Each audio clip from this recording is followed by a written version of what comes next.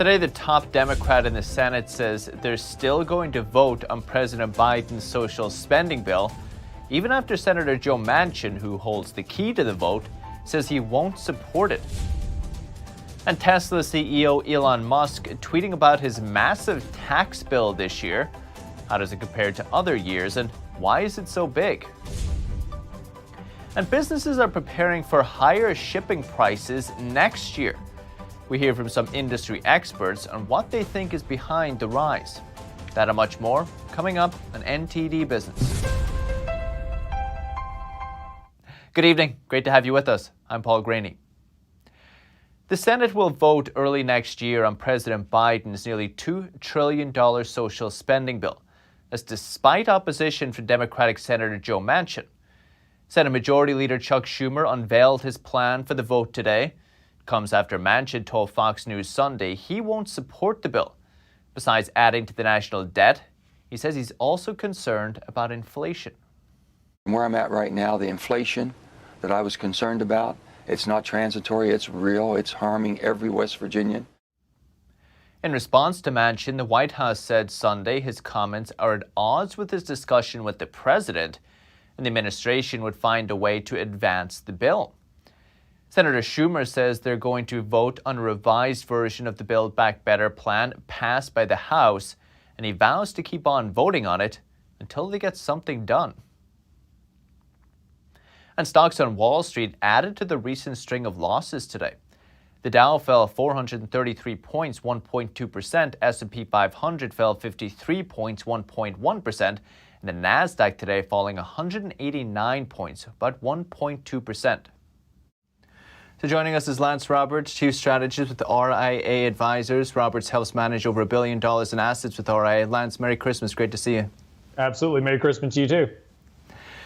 Lance, we heard a lot about the Santa rally we were supposed to be seeing. It looks more like the Grinch today on Wall Street. What do you think's happening?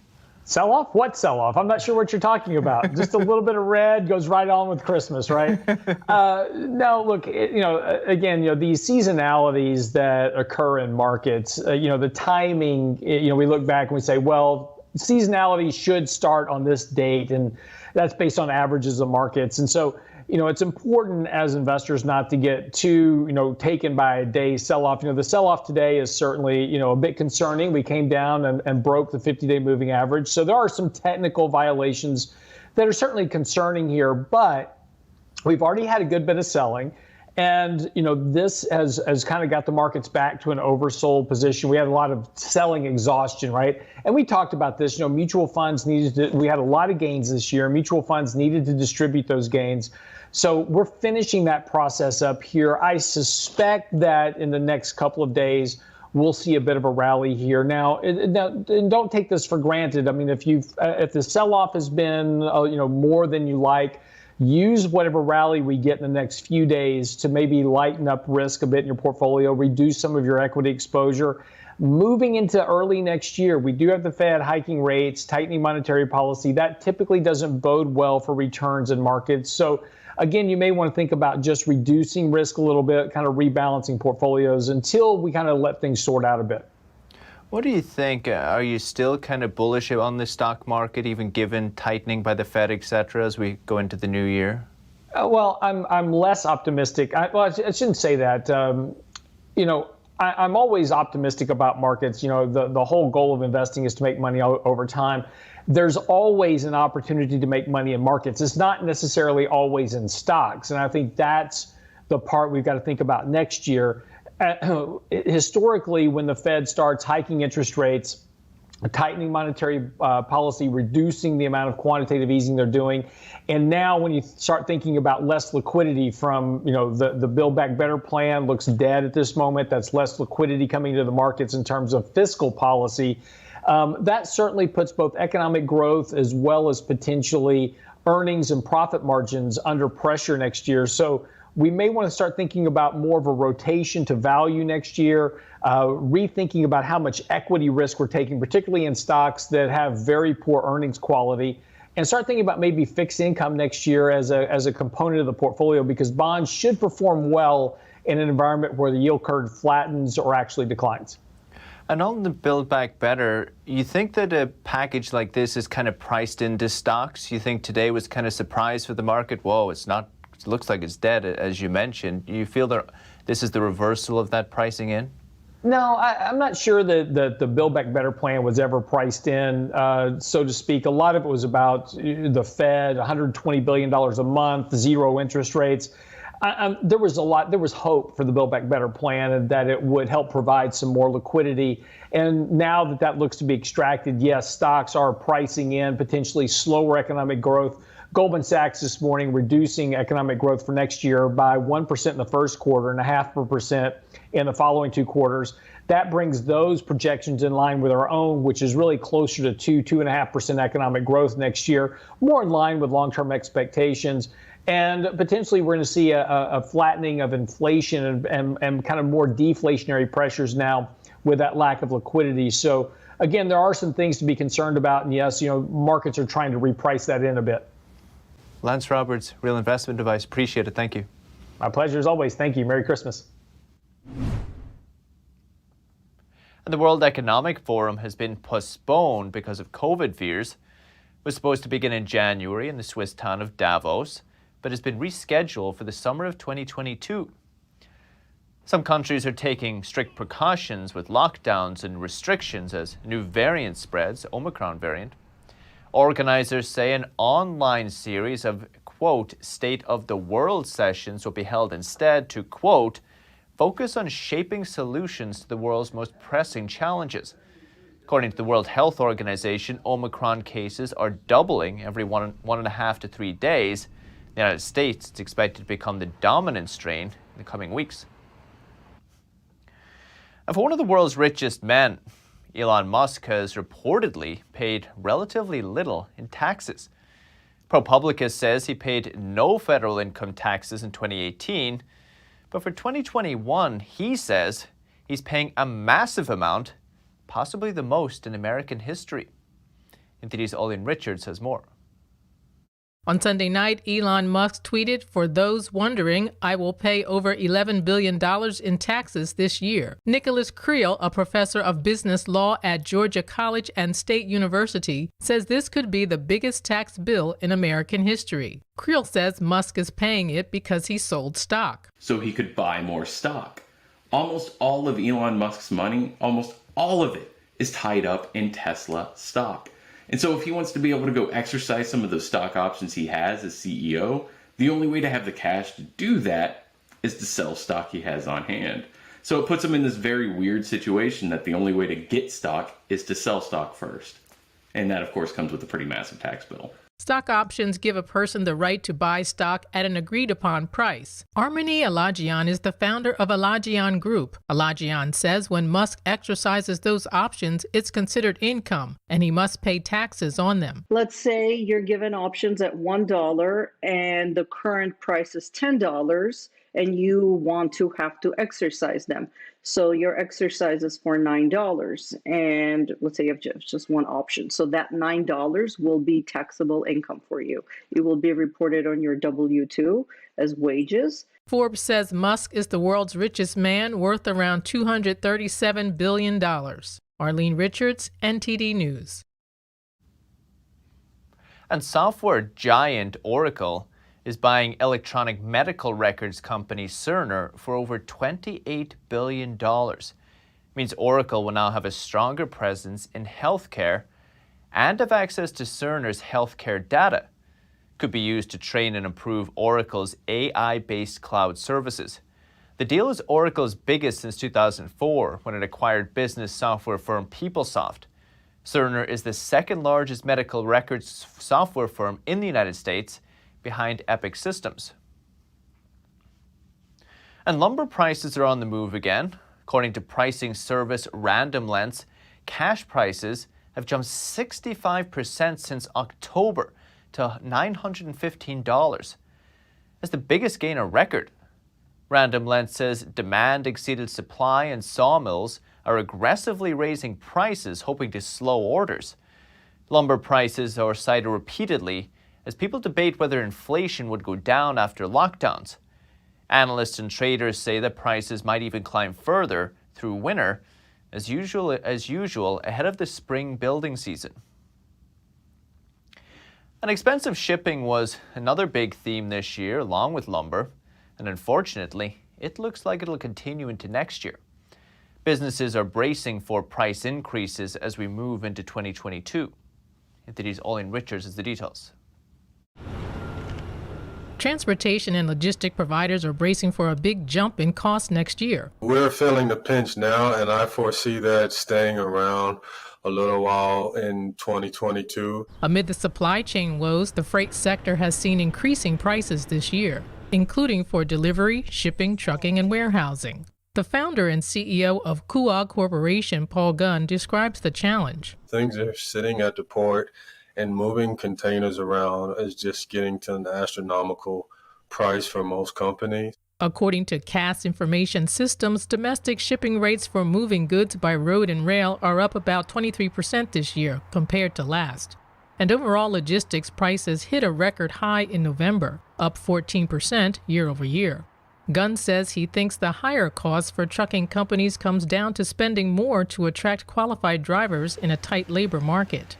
They need more people who are quality drivers, because if he understands where a road breaks down or there's a delay, he knows how to get around it. And that's really where that trucking shortage is. The managing director at Capture, Bob Bilbrook, says he thinks the main culprit of the price increase is the Omicron virus. As of this morning, the Israeli government announced that they are canceling travel to the U.S. So that's one government of hundreds more that potentially could do that across the world. And if that happens, that's going to lock the economies up for not only our country, but for many other countries. Bilbrook suggests people need to learn to live with this virus in the long run. He says if governments overreact and panic, the public might be facing turbulent times ahead.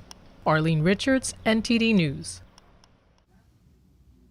And as supply bottlenecks leave businesses struggling to get supplies, we follow one Chinese-made computer game controller from the production line to a warehouse in the United States. It proves no easy journey. NTD's Shen Yun reports. The news is full of stories about supply bottlenecks, about how firms can't get goods from production lines to store shelves. We followed one Chinese export to see what that really means. These game controllers start life in a factory in China's Guangdong province. From there, they go onto ships headed for the United States' final destination, big-name stores like Best Buy and Walmart. Or at least that's the theory. The reality now is much more complex, with supply chains thrown into chaos in the wake of the pandemic. Fraser Townley owns manufacturer T2M. It's impossible to get containers, and once you've got the containers, it's impossible to get the drivers, and once you've got the drivers, it's impossible to get things scheduled and timed and what have you. So logistics has been something we've never experienced before. Like countless Western firms, T2M doesn't have its own factory. Production is done by a Chinese firm. But now it's hard to get goods into the U.S. even if you can get them out of China. Labor shortages mean a record number of container ships are stacked up, waiting to unload outside U.S. ports like Long Beach in California. The problems have driven a surge in costs. This time last year, I remember being extremely upset that I was being charged somewhere between $3,500 for a 40-foot container to get here. Now, if they ask you for $20,000, you ask where do I sign? Where do I pay? It's crazy. The problem is repeated worldwide, and firms have been forced to innovate. T2M used to ship goods directly to its warehouse near Boston, Massachusetts. Now they have to go overland from California, a more expensive route. All these problems add to costs and are a big factor behind soaring consumer prices worldwide. Now the White House has a task force looking at ways to ease the logjam. Like firms everywhere, T2M just hopes its products get to the shops in time for the holidays. Chenny Wu, NTD News. And shares of another Chinese property developer called Chinese Estates Holdings fell by a record after the company failed to get enough support from shareholders to go private. The property firm dropped as much as 35% in Hong Kong trading Monday morning. Last Friday, some shareholders rejected its plan to be bought out. Chinese Estates was a major shareholder of Evergrande before reducing its stake in August, planned to sell all its shares in Evergrande, but said it would lose $1.4 billion if it sold its entire Evergrande holding. With that, we're going to take a quick break, but still to come. The new Spider-Man movie has a massive opening day, heading for box office records. Find out how much it brought in. And a Roman villa goes up for sale for $500 million. Not because of its swimming pool or golden doors and windows, but because it houses a rare, one-of-a-kind mural. That and more coming up, NTD Business.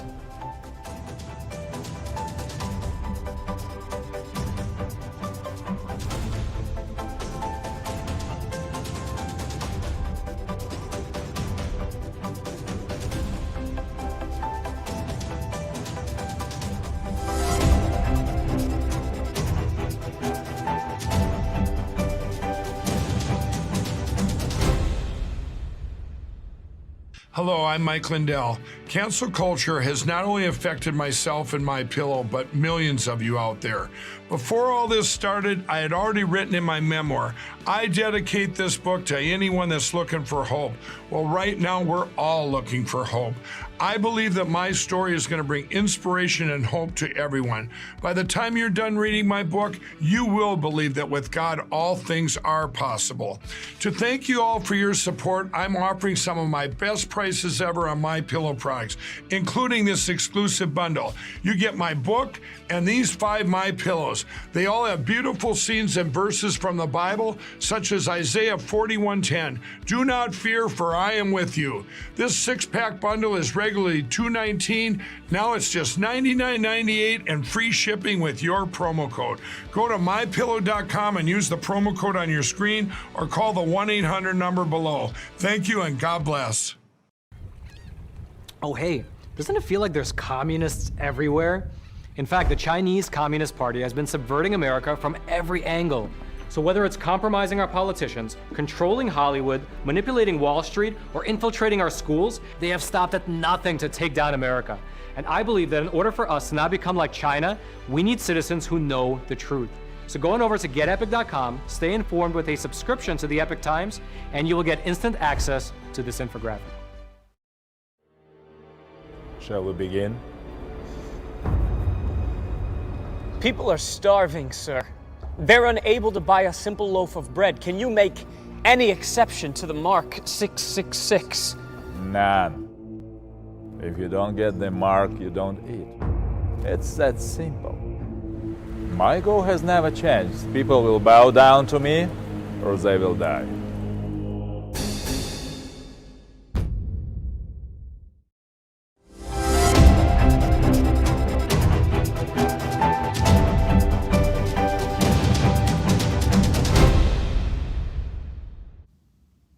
Welcome back. The US government has been amassing a huge amount of Bitcoin over the years. It started in 2013 when it took down the dark web marketplace Silk Road. But what's the government doing with its Bitcoin now?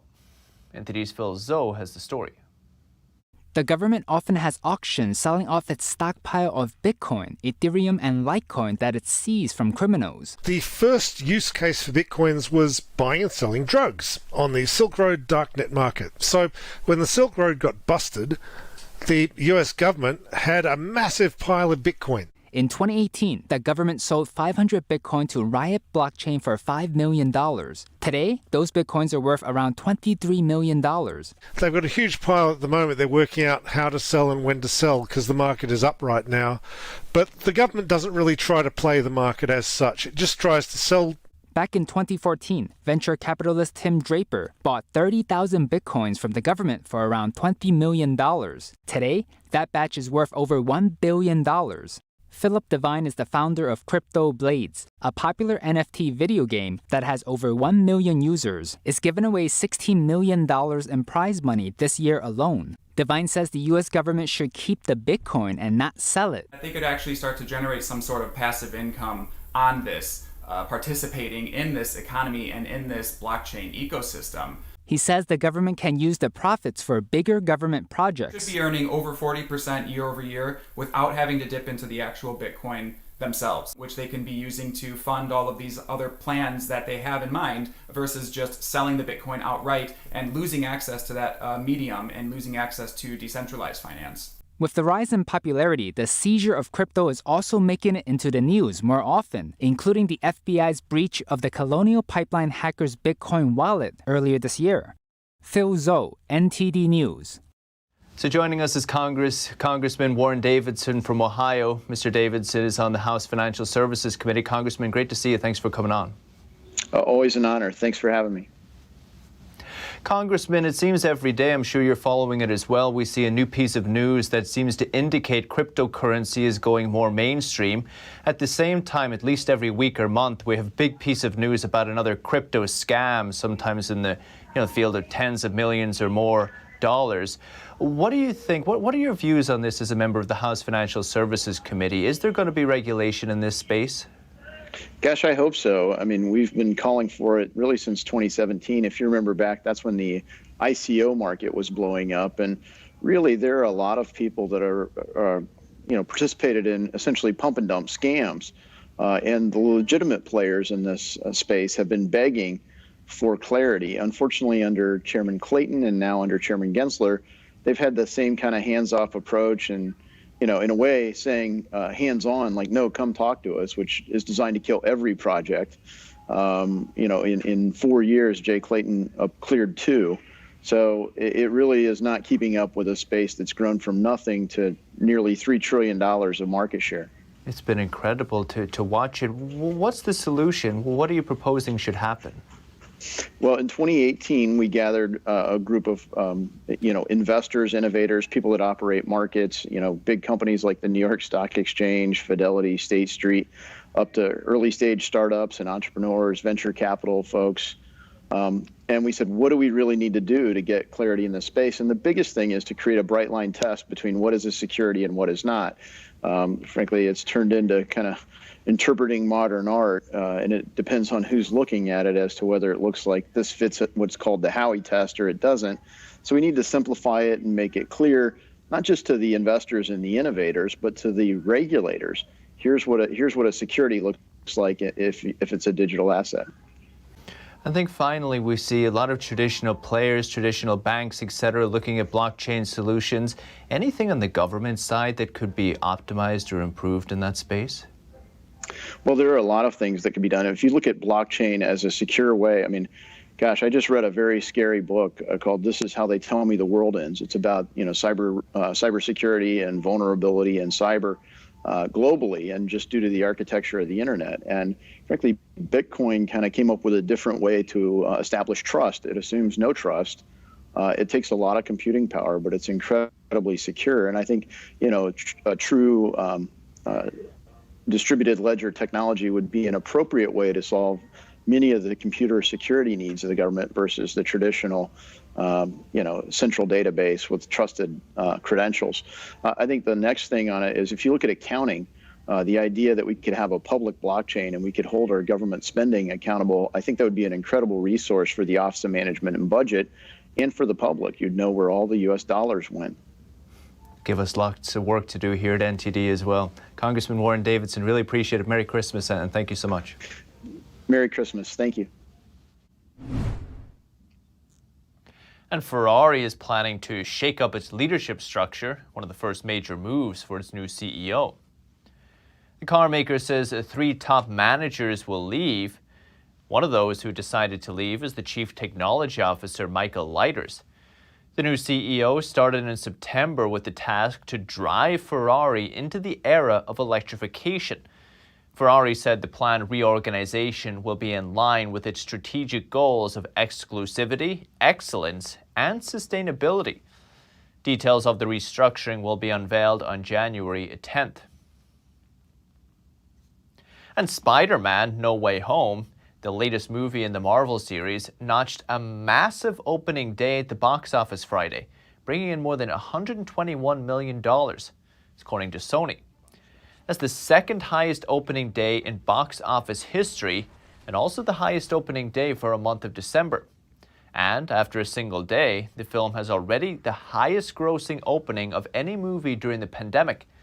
Some industry analysts believe the film could go even higher. And YouTube TV and Disney have reached a distribution deal. That means YouTube's streaming platform is restoring the Disney-owned channels that were dropped after earlier talks fell apart. That includes channels like ESPN and FX. Disney says the deal was reached on fair terms that are consistent with the market. And while neither company disclosed the financial terms of the deal, YouTube warned last week it would only renew its contracts with Disney if the company offered, quote, equitable terms. Sunday's agreement ended a 2-day blackout. And a private villa that's thought to be home to the world's only Caravaggio mural is going up for auction in Rome. Its Texan owner describes living with the priceless work of art, and NTD's Andrew Thomas has the details. Villa Aurora in Rome will go up for auction on January 18th for $565 million. The property is now inhabited by the third wife of the late owner, Princess Rita Boncompagni Ludovisi, 72, a Texan formerly called Rita Jenrette. When I got to Rome, I thought, this is the most beautiful city I've ever seen. And then we went to the Trevi Fountain, and I took a coin and I said, oh, I wish that, I hope I marry an Italian and live in Rome for the rest of my life. Hidden inside is the world's only mural painting by Baroque painter Caravaggio. It depicts an allegorical scene, with the gods Jupiter, Neptune, and Pluto representing the transformation of lead into gold.